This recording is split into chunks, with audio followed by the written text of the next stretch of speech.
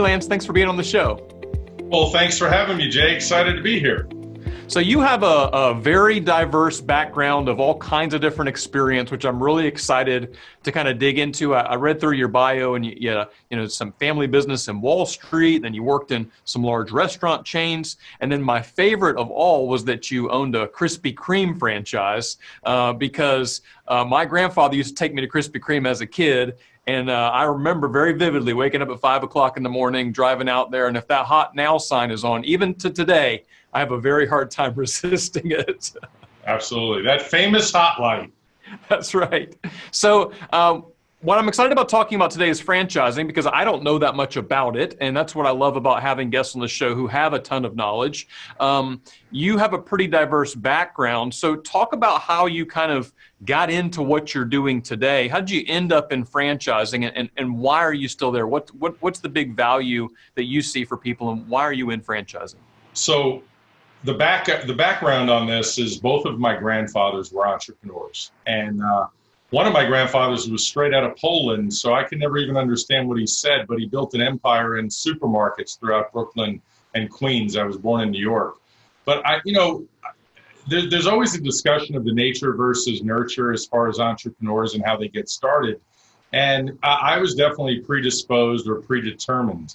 In fact, some of my moves along the way, my dad once said to me, I think you might be unemployable, so you probably need to be your own boss. So at an early age, I thought I was going to go into the family business, which, while it was grandpa's business, as I got older, it was really dad's business, being a partner in a Wall Street firm. And I did that throughout the summers in high school and college when I got home. And shortly thereafter, out of college, I realized, this isn't really for me, sitting in an office in New York City. There's got to be greener pastures out there. And I have a good friend of the family, my pseudo-uncle, if you will, good friends with my uncle, who was an investment banker at the time, who made his money in tech before anybody else did in the 70s. That's a whole other segment. And he called me and he said, I heard you're bored. I want to build $1 billion restaurant company. I know you worked in restaurants in college, but I can certainly teach you. Let's do this. So I moved with him to his house in Scottsdale, Arizona, really Paradise Valley. This was '89, if you can believe that, just a year after I got out of college with an economics degree.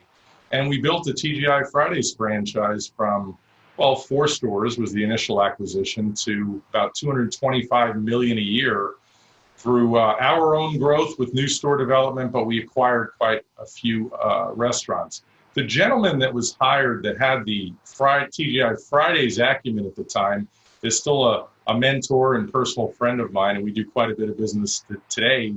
He's a big referral source for my business today, as a matter of fact. He's an industry expert. So, I got the bug, so to speak. I started understanding franchising, started learning about, real estate, site acquisitions, site selection. But I really got the bug for business on my own. I went back to, he had interest in Vegas, which brought me, between Arizona and Vegas, close enough. Loved the West at the time.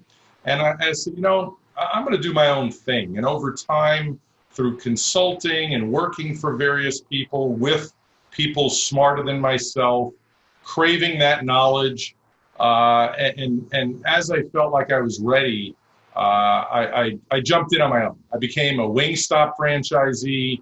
I partnered with people and became the managing partner of a very successful multi-state Krispy Kreme group. That was Nevada and Utah.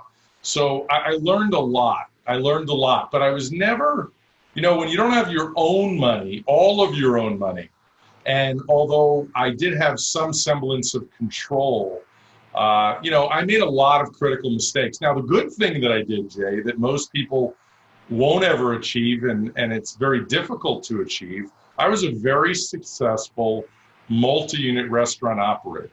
I was pretty much runner-up for Franchisee of the Year, did win Franchisee of the Year with one of the brands. And, I was very proud of that achievement. And as my mom once told me, well, you can do it all over again. You already know the secret to success. And most people are scared out of their mind. In fact, my favorite mug right here You know, mindset is everything. The biggest piece that I talk to people about, and I'm getting ahead of myself, it's all about mindset. Most people come to me looking for franchises who are scared out of their mind, whether they know it at the time and admit it or not. But, you know, over the years, I realized, you know, whether it be mistakes I made or, you know, I really wanted to help people. I wanted to help people achieve what they could achieve through business ownership. And I knew franchising, quite honestly, was one of the easiest ways to do it. Most people have many misconceptions. There are many misconceptions regarding franchising, because people think of franchising like McDonald's. And that's the first thing that comes to mind. I have to be a multimillionaire to own a McDonald's. Well, that might be true, but today there are so many franchises, especially due to technology, that are very low cost. I mean, I have many franchises under $100,000 with 25% down payment, and you can get franchise financing, even today. So I learned over the years, you know, as a franchise consultant, which I fell into as I was helping emerging brands as a consultant on the operations side. A lot of them would say, you know, I'm franchising and my sales guy isn't really helping me much. What are your thoughts? And, you know, being a natural salesperson, I kind of fell into it and helped them. And I was good at it. And all these years later, I represent almost 600 brands. So that's where I am today. And we can kind of unpack all of that as you wish.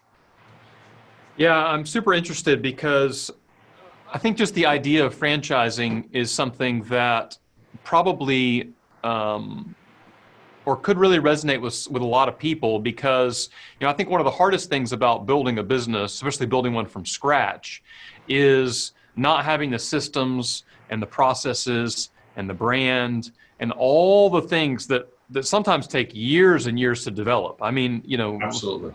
You know, I've run this digital agency that I run now for 21 years, and we've grown every single year for 21 years in a row, that I'm really proud of.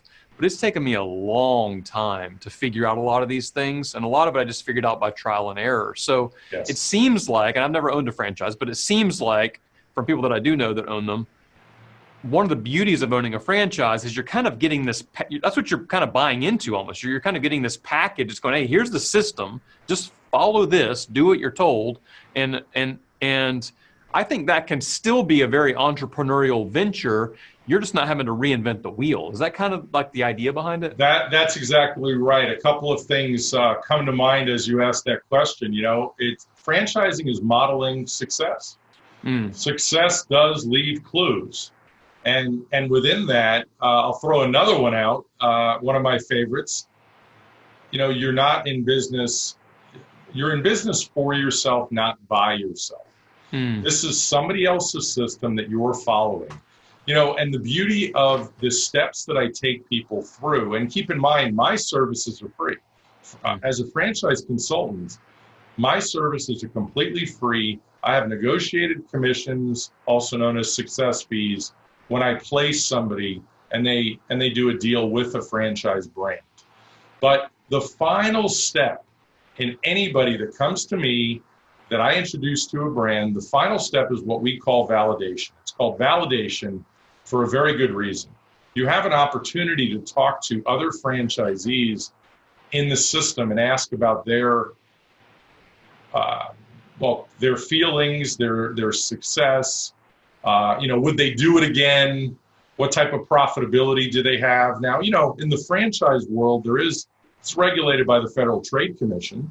So the government has a hand in it. Every state decides whether it's going to be more stringent than what the government lays out. Of course, California and New York tend to be more stringent at times, like with many things. But in this franchise disclosure document, there's 23 items that lay out everything that anybody should want to know about the brand, including, you know, what does it cost? And this isn't a forecast. This is a reality based on what it has cost. So you might see ranges for a B2B type thing that says $60,000 to $90,000, depending on various factors, including working capital, of course. So, but franchising is truly thinking of every single aspect And at the end of the day, look, what you do building a business that lasts, what I love about this and what I know about your podcast is that, building a business that lasts is all about,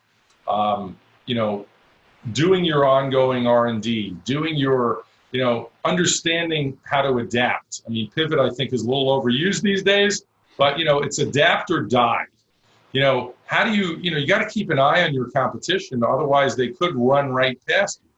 So, but building a business that lasts is all about having a great team and having people that are far smarter than you that are supporting you in certain areas. So joining a franchise almost guarantees that success. And in every franchise organization, even the most successful out there, and this is always interesting to me, there's a top 25% of the most successful franchisees that are making money hand over fist, maybe generational by now, like McDonald's, where it's third generation, fourth generation. But then you also have that bottom 25% in every organization that doesn't seem to, get that traction. Mm-hmm. And maybe it's just not right for them. Maybe they don't trust the process. Maybe they don't truly follow the system and they think they can do it better. But that does happen. Yeah, absolutely. One of the things you mentioned earlier that I'm curious about is you had said that there are a lot of misconceptions about franchises. So let's address some of those. I think that can be really helpful because people think, yeah, but I've heard this and I've heard that. Yeah. I think this. So what are some of those misconceptions that you hear very often that may not be true? I'm laughing because this is my life, Jay. Yesterday I was on a call with a super intelligent guy, super intelligent. And he got out of an Ivy League school and he started working for someone else and he was never satisfied. And years later, he ended up in his family business. And his family business was not very exciting to him. It's a very basic business, so to speak. And I said to him, well, why didn't you explore franchises earlier than now? He's only 40. And he said, well, I thought it was either for the rich or it was some sort of scam. Mm. And those are his exact words. But in most cases, it still goes back to what I said earlier. The number one misconception is, I don't have the money for that. I can't get into that. And the fact of the matter is that's wrong. I have franchises that are as little as $65,000 to start that you can absolutely get 25% down payment and you're in business. So, who couldn't come up with that if they really focused on that? And that franchise in particular that I have in mind, you'll fall out of your chair if I tell you, there are people that net $1 million a year in that franchise working out of their home. Wow. And I don't set people up for failure by saying you're going to make $1 million. The fact is there are franchisees that make $1 million a year. But so what? What if you only made $300,000 a year because you worked hard and followed their system appropriately? Now, franchising is a two-way street. You have to like the brand, and they have to obviously like you. But so as far as other misconceptions besides money, the flexibility. Look, you go into this with eyes wide open, just like, dare I say, a marriage, and it is a business relationship. In a way, as much as we don't like to say it, like a marriage. Mm. You're buying the license to use their trademark, use their sign on the door, so to speak, if you're a McDonald's, and their system and their support. There's a lot of confusion when it comes to money, time, training, but it behooves all amazing franchise brands that I represent to make sure you're successful. Because if you're not successful, they need to disclose that next year in a store closure, in a whether there's bankruptcies or whatever they might be. They're disclosing all these failures, and they will come out when you go through the validation process. But these are proven systems. I'll flip that around to you. Franchising is a very much proven model if you're going to pick the right brand. And I assess that in the early stages with prospects. What is your risk tolerance? I do have a free assessment on my website, which analyzes, it'll take you 10 or 15 minutes. And it's based on your current mindset, risk tolerance, how big is your comfort zone, how small is your comfort zone, how do we leverage your skills and find brands that you're most compatible with. And it gives you a detailed report on yourself, and it spits out a report at me that is a little different, but even more comprehensive. And that's always a start to my, whole bunch of questions I ask people on the front side. What's your investment level? What do you like? What do you not like? Because 50% of the people that come to me already have a good idea of what they don't want and what they do want. But nevertheless, I said it earlier, mindset still is everything, because there are quite a few people that come to me. It's what my friends in the business call their first time to the rodeo, their first time examining franchises. Well, that's a scary place to be. And a lot of times those folks, first time to the rodeo, they back off after 6 months of learning, and they get scared and go, well, let me regroup next year. Too much for me to handle at this point. So I'm thinking about, what I always tell people is all businesses need 4 key elements to be successful. They need the right people, they need the right product, they need the right process, and they need the right promotion. And so of those, the product, the process, and even to some extent, some of that promotion probably comes with some of that franchise stuff. So let's talk about the people side, which is team building. Because if you've never built a team before, I don't care what you're doing, that often is the biggest roadblock for people, because you got to have the right people in the right seats, as Jim Collins says. And if you don't, it's not going to run well. I don't care what kind of business it is. So how do you deal with people, or help people, I should say, who maybe haven't built a team before, regardless of what kind of franchise they're going to buy? They probably are going to need some team members to be involved with that. Yeah. What does that look like in a franchise versus my typical world of building from scratch? You hit it on the head. I mean, building a business that lasts absolutely does start with people. And that's the beauty of franchising, because if you're a brand that's in Texas, based in Dallas, owns a couple of corporate stores and franchises all over the country, what better way to get the best people than people with a vested interest that are now your franchisees? So I believe you are probably talking about that franchisee hiring their people. I look at it from the top level, in that franchising is the best system to build a business that lasts, because the people that you're getting involved in your brand are these franchisees that are the owners. And they are, in fact, small business owners that are local to their market. Now, it's all about best practices. I was on a call the other day. Home health care is a hot segment category. It's going to grow straight up for 30 years. There's nobody in the industry that's not saying that's the case. People are living longer. So home health care, there's a reason that so many private equity groups have jumped into buying these home health care franchisors, because they understand the growth. Now, when it comes to people, one of these hot home healthcare brands, this is a leadership group that's been doing this for years. They said the secret to our success is our people. We will not stand for the typical industry turnover in these companion, most of home healthcare is companion care. So a lot of these folks, there's big turnover. Maybe not big turnover like fast food business, which could be 150%, but turnover still hurts businesses. Obviously, as you certainly know as a business person and doing what you've been doing for years, turnover is incredibly expensive. It hurts the culture. It hurts the brand overall for many reasons, from training aspects to delivering the company mission statement and carrying that out. So really the answer to your question is, franchisees or franchisors will give their franchisees all of their best practices. And they will have franchisees that are so successful that they can say, look at Susie in Kansas and what she's done, achieving, 50% turnover, which by certain industries is fantastic. And here is what she does.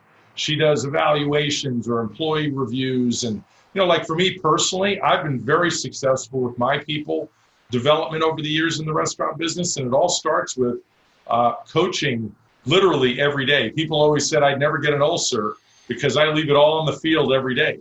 Telling people, hey, Jay, you know, I noticed you did this today. Well, remember in training, this is how we explain it, because at the end of the day, it's all about proper training and then what? Follow up, follow up, follow up. And you don't want 6 months down the road to be observing somebody and realizing, oh my gosh, how long have they been doing this wrong? And where did I fail to not train them properly? So, and I'll take it one further step back, which I've coached and counseled and consulted brands on for years. It all starts in the hiring process, because you're never going to get the, you know, if somebody, the old expression, the best someone will ever be is at their interview.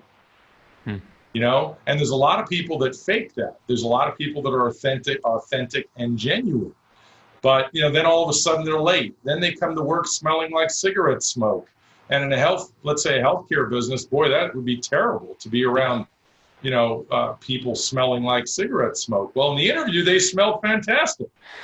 They gave all the right answers. So right. hopefully I exhausted that answer for you. Yeah, no, I mean, that happens all the time. I think interviews are one of those things that if people haven't done them before can be very deceiving. That's why with the work that we do, I always love it when I'm able to. I can't always do this, depends on the role.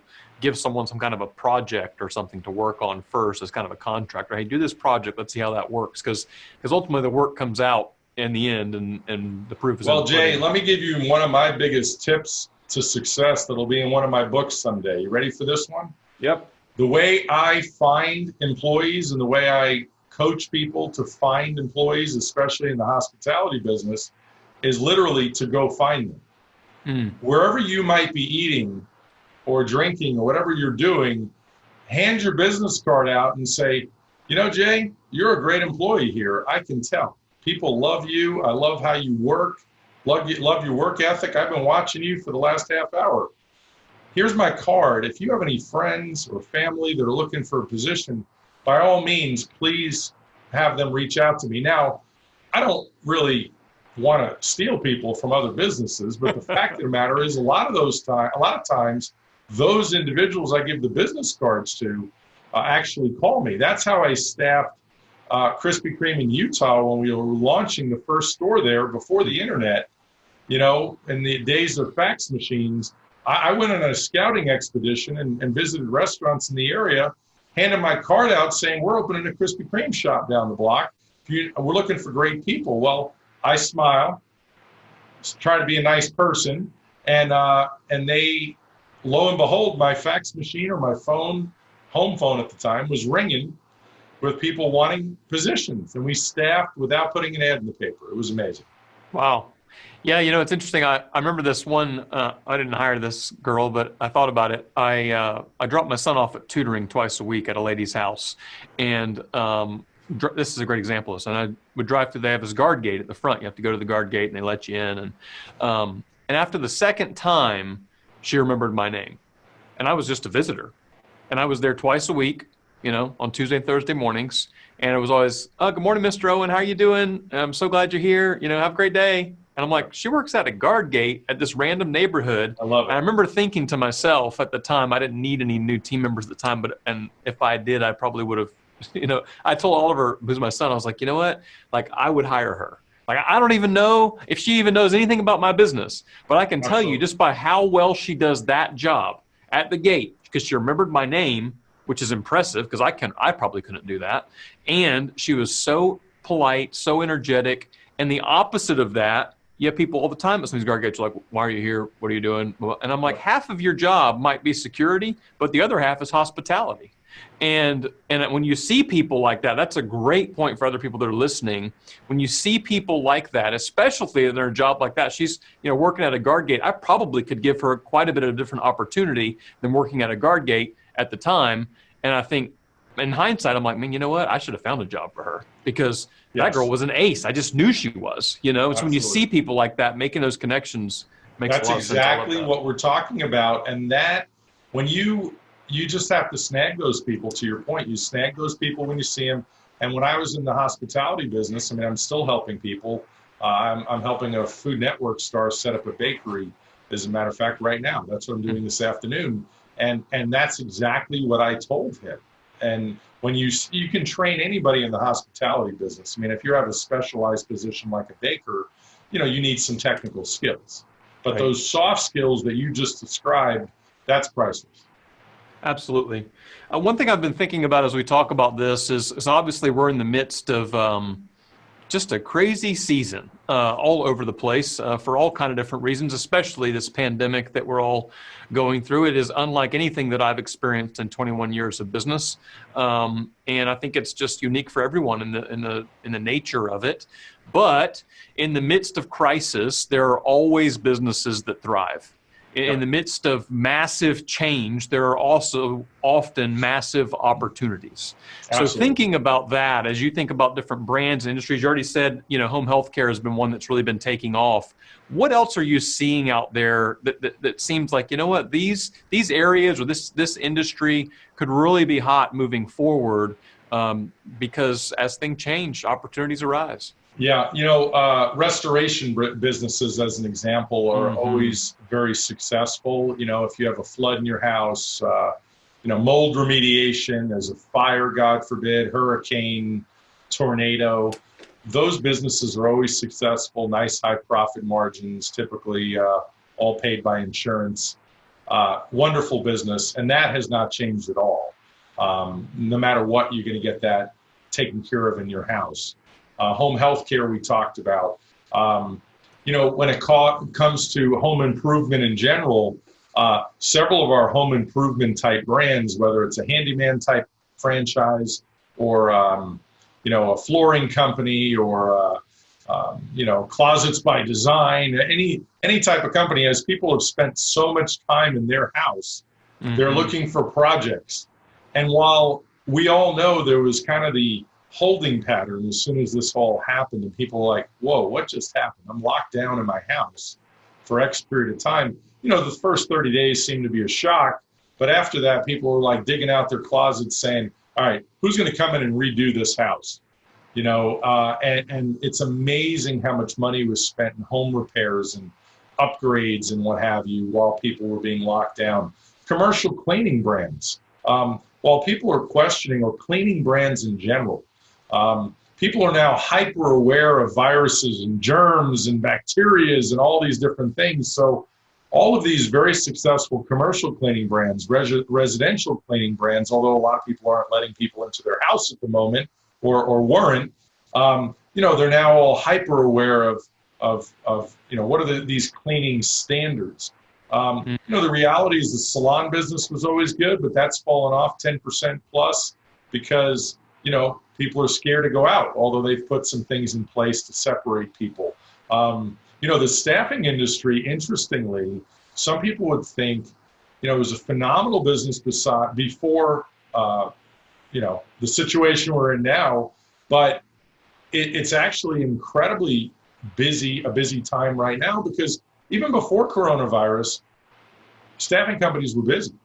People looking to upgrade and change jobs, and companies looking to expand because the economy was fantastic. Well, now there is a natural reason, or natural occurrence environmentally, so to speak, in that there are a lot of people out of work, and there's a lot of people trying to fill jobs, et cetera. And so staffing companies are doing incredibly well right now, helping companies, staff back up. So, restaurants, smaller restaurants that do takeout, and like my old stomping ground, Wingstop, unblemished through what's going on here, because a lot of their business was through to go anyway and takeout. They didn't have a big dining room. If you had a big dining room, you're a big casual dining restaurant, not a good thing to get into right now. Okay? Yeah, absolutely. Now some people would say, as you mentioned, crisis, breeds opportunity. There's going to be some serious real estate availability with some of these big chains that aren't going to make it. And there's other bigger chains with more money in their pocket that are ready to capitalize in the second generation real estate, that they can, change out that restaurant brand and convert it to theirs. But, look, there are corrections in Wall Street, corrections in real estate, and this isn't like 2008, in my opinion. 2008 was a balance sheet recession. This is more what I call environmental, brought on by a horrible medical situation that, hopefully, given where Wall Street is as of today, let's hope we're out of it sooner rather than later. Yeah, I think that's a good mindset for sure, and I think that's something really to think about. A lot of people kind of compare this to some past crises, but I think it is an event-based crisis. And so what that means is, for people that don't kind of have a grasp of that, is just the reality that the money's still sitting out there. Like we were, as an economy, in a very good position going into this, thankfully. And despite all the job loss, and there is a lot of pain out there right now, there's no question about it. I really believe there's so much opportunity ahead. Like, and even especially in the midst of all this political craziness and everything else, I don't care what side of the aisle that you're on, it's all crazy at the moment, which isn't really new. It's politics in general.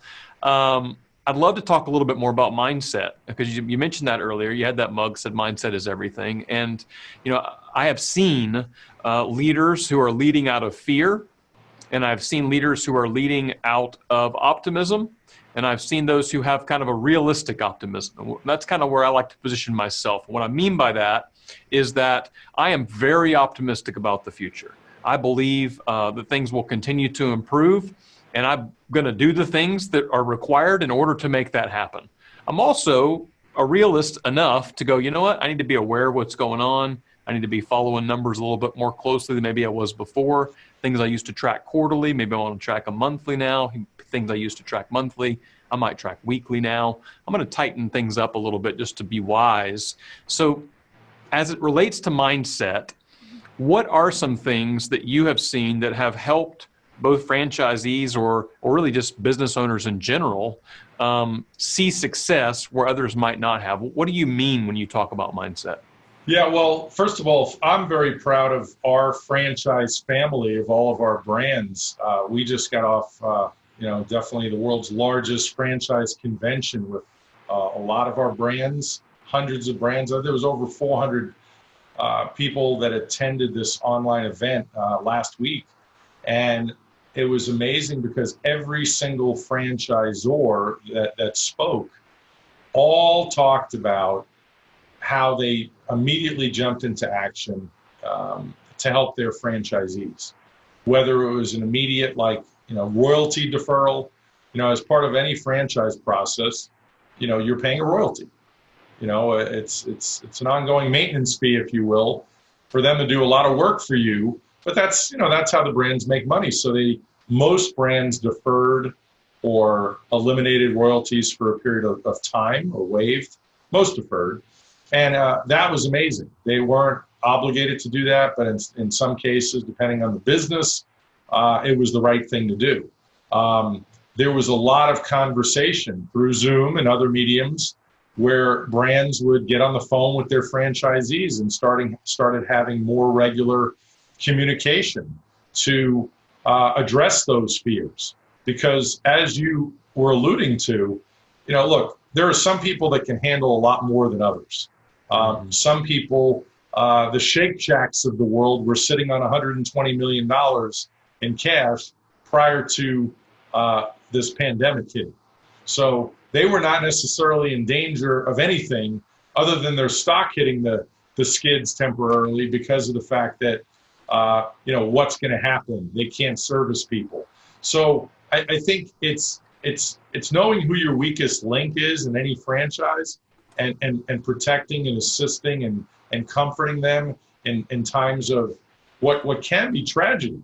Now, the franchise world aside, I think there's a lot of wonderful franchise brands that are going to come out of this stronger and better. I have brands that never did anything virtually in B2B, never did anything virtually. They were old school. They did incredibly well. Why did they have to adapt, Jay? They were doing gangbusters prior to the pandemic. As soon as the pandemic hit, they jumped into action, had meetings. Every great franchise group, especially larger ones, have some sort of franchise advisory council. I was president of the franchise advisory council at Wingstop, and you're basically assisting the corporation, the franchisor, in guiding the brand. And that's an assurance that you are listening to your franchise community. We would be the mouthpiece of the franchise community. So various brands that I know firsthand jumped into action with their advisory council and figured out a way to do virtual that they never did before. And some of it was very easy.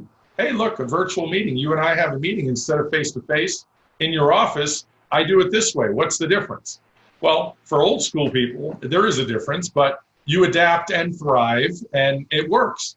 And some brands have been outrageously successful with that, adding that to their arsenal. And guess what? They're going to keep that when this pandemic is completely over. They're going to keep that. It's going to be an extra, potentially revenue stream, an easier way to make money. So, but there's a lot of brands that have done a lot of great things, whether it's adding additional revenue streams, as I'm discussing, hosting virtual events for their staff. But as you know, fear is about education. Mm-hmm. It's purely about education. What are you scared of? If you're going to jump out of a plane, what are you scared of? If you're scared of the statistics that whatever percentage of people that jump out of a plane die, or whatever percentage of businesses fail, you're never gonna want to do it. You're never going to want to do it.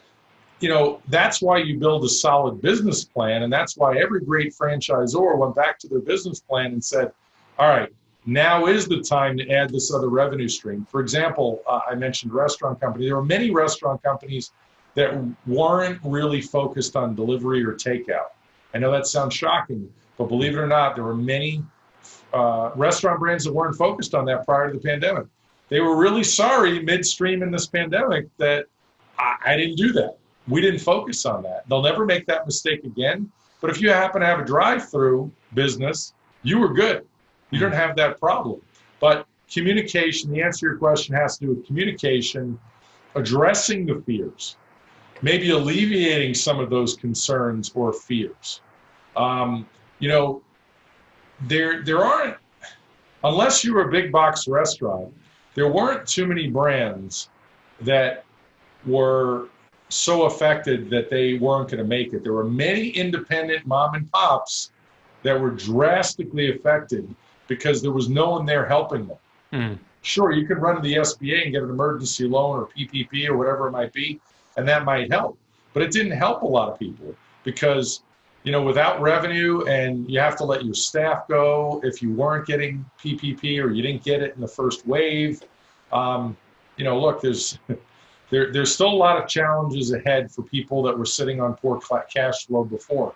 But people report things like, companies like JCPenney filing bankruptcy. As far as I know, they were limping along for years. Right. So it's not front page news anymore that JCPenney was in trouble. Yeah, I mean, that stuff like that's so interesting. They make such a big headline over something like JCPenney. I'm like, I didn't even know they were still in business. I mean, I did, exactly. But you know what I mean? Like, everybody knew that they were not doing well. Everyone knew that kind of company, and there is, there's a reckoning in a season like this that is hard to swallow, and some people are hit a lot harder than others. No question about it. I know some people who legitimately cannot do their business because of government regulations, and they're saying, yes, hey, you can't do this because these people can't come here and this can't happen, and that's wild. But there are other businesses that are failing because they didn't have a good model in the first place. They didn't have good cash flow in the first place. They didn't have good cash reserves in the first place, and all of those things are things that we all need to be aware of. And look, I mean, even for my business, I've been around a long time, but there were a lot of stuff where I go, you know what? I probably need a little more in savings than I thought. I probably cash is king. We all know cash is king. That's right. I got to visit with Dave Ramsey the other day, and that's definitely something he preaches a lot. And it's that mentality of things we believe that aren't necessarily true. Like I have always put so much faith in my recurring revenue, which is great. I love recurring revenue. Recurring revenue can be a lifeblood for a lot of businesses. A lot of businesses need to figure out how to create recurring revenue. But it turns out recurring revenue is only as good as those clients are able to keep paying their bills. Absolutely. And so that's a big thing that's kind of come up in the meantime as well. I want to shift gears a little bit because I'm thinking about, and I'm sure that you have some counsel on this and some wisdom.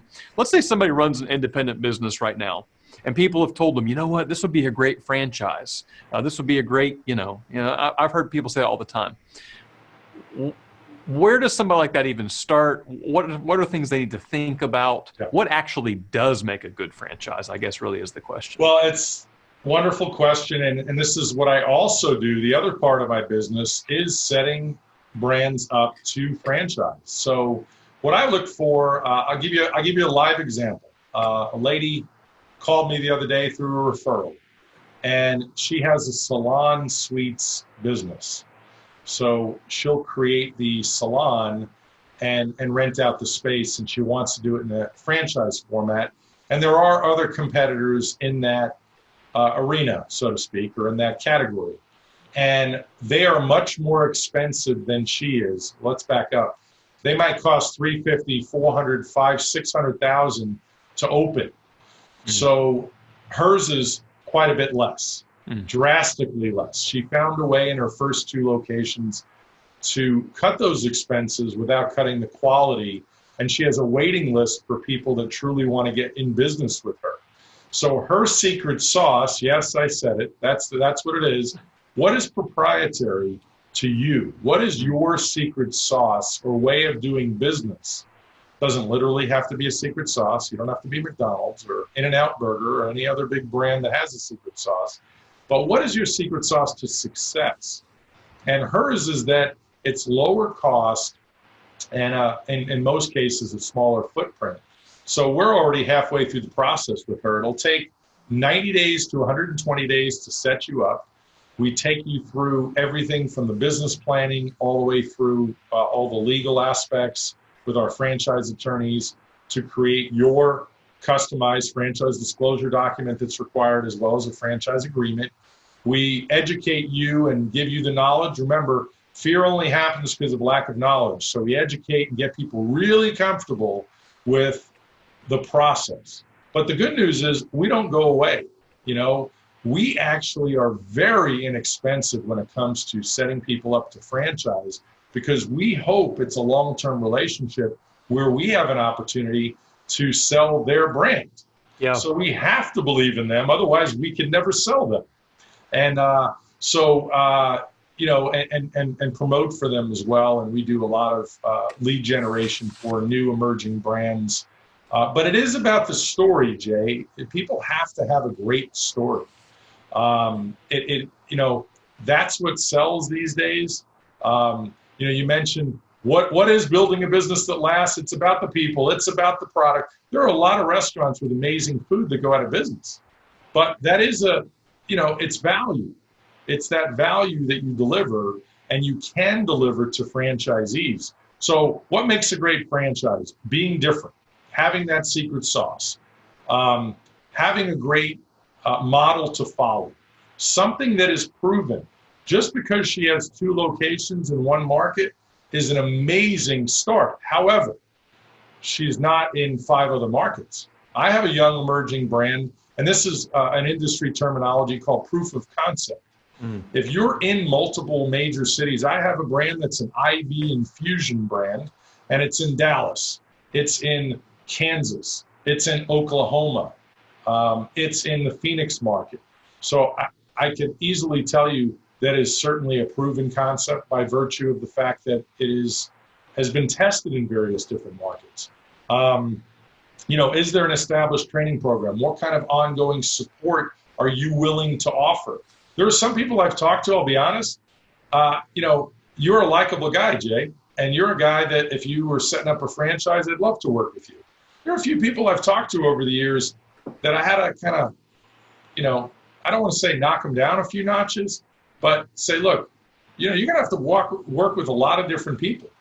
And as whether it's Steve Jobs or Warren Buffett always said, you only want to hire somebody after you've had a meal with them. Mm-hmm. And it's similar in franchising. As a franchisor, you really have to like these people.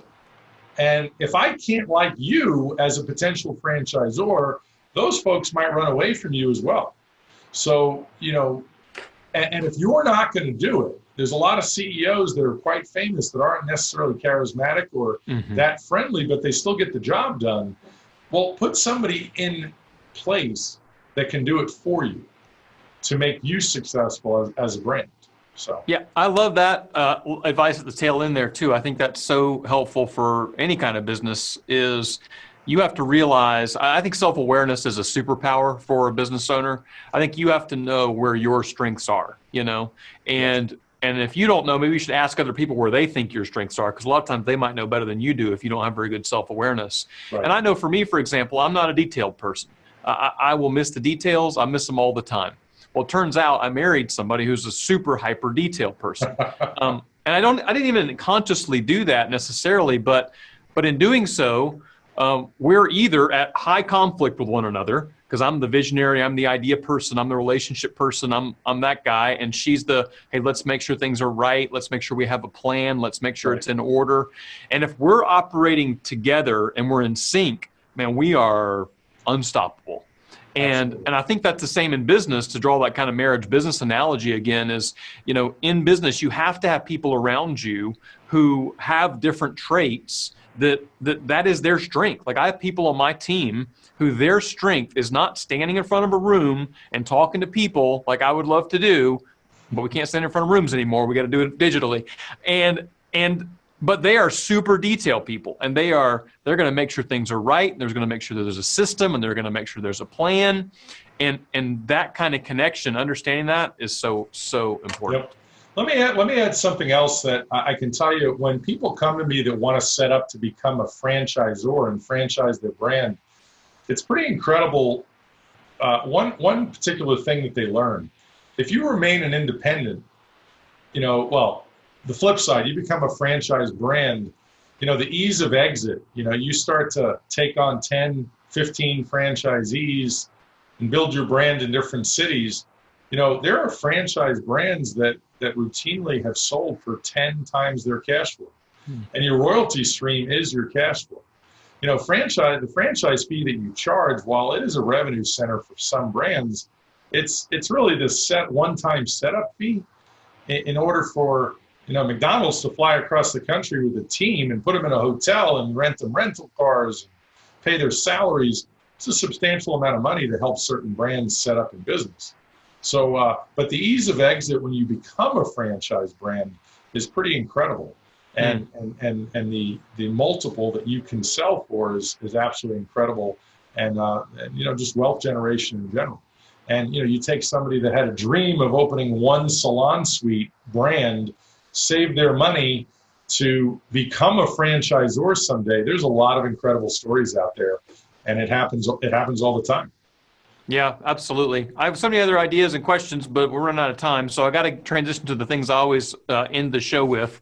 And there's a couple of questions I want to ask. I want to make sure we get in here. 3 quick things, and then we're going to be kind of wrapping up for the day. Number 1, I always ask people about work-life balance. It means something different to everybody. And I always like to hear, what does it mean to you, and how has that changed through different seasons of your life? The second thing I always like to ask is, you know, where people can find you online. So you mentioned earlier there was a quiz you could take online to kind of give you an idea of what might be a good fit for you. So I'd love to tell people where that is. And then any parting advice that you would give for building a business that lasts. So work-life balance, where people can find you online, and parting advice. So first one, work-life balance. What does that even mean to you? It means something different to everybody. And how has that changed in different seasons of life? Well, as I mentioned earlier, growing up with 2 entrepreneurs for grandfathers and even dad, you know, I grew up running fast and running hard and being very aggressive and working 7 days a week, nights, weekends, and I enjoyed the heck out of it. But it definitely cost me my first marriage, and it was a sad situation.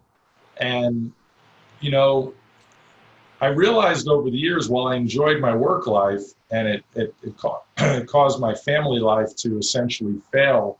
You know, I tell people all the time, Jay, and this is going to be a sad state of affairs when it comes out of my mouth, but I'm really good at helping people create businesses, find the perfect franchise or business for them, and I'm great myself at running businesses and showing people how to be successful. I have not been a good family guy, and I am rectifying that every day now. But the balance I find now, as I've fallen into franchise consulting, I have the best job in the world. I get to be my own boss, like I've always been anyway. And I get to be anywhere. I could be in Maui for all you know. And I truly have a laptop lifestyle. I've eliminated most of the face-to-face consulting jobs because it's more economical and better for my work-life balance to be able to support my family and be here for my family. You know, I would love one day for my wife to quit her amazing career in which she has multiple masters and loves.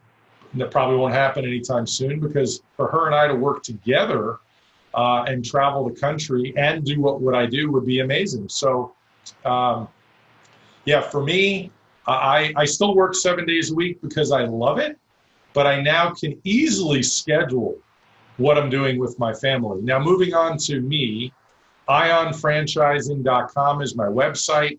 I'm easy, Jay. Ion Franchising on social media, Instagram, Facebook, and you know, I'm on LinkedIn as my name, Lance Graulich, but ionfranchising.com, the free assessment is there. And, you know, my tips are this.